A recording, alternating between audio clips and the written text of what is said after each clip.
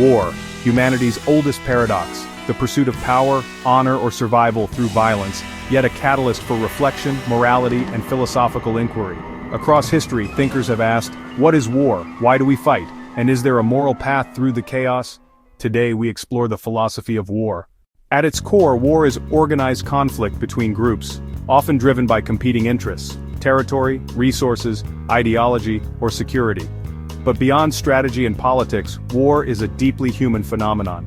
Philosophers have long sought to understand its essence.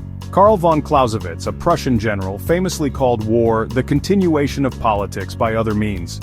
To Clausewitz, war is not merely violence for its own sake, but a tool of statecraft, shaped by rational objectives.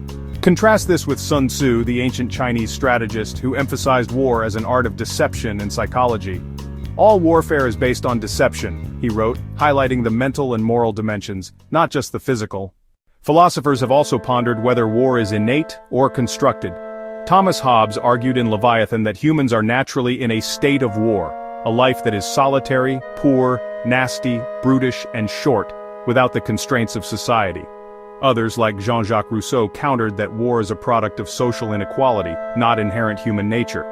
In this view, humans are peaceful in their natural state, but civilization, and the desire for power and possessions, breeds conflict. War is not only a question of strategy, but morality. Philosophers of the just war tradition, like Augustine of Hippo and Thomas Aquinas, asked, when is it right to fight? They argued war can only be morally justified under strict conditions: just cause, legitimate authority, proportionality, and the protection of innocence. This framework forms the basis of modern international law and our understanding of humanitarian principles.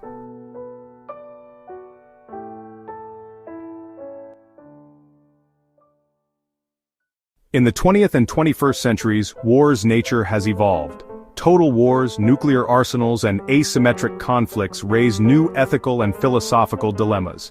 Hannah Arendt argued that modern war blurs lines between combatants and civilians, making moral judgment more complex.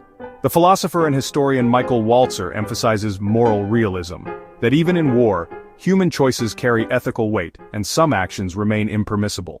Finally, the philosophy of war examines its existential and cultural significance. War is destructive, yet it shapes history, identity, and human thought.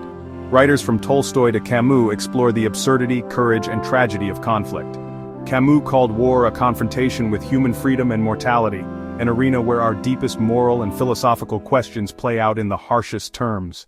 War is more than a clash of armies. It is a mirror reflecting human nature, morality, and society itself. It forces us to confront our capacity for violence, our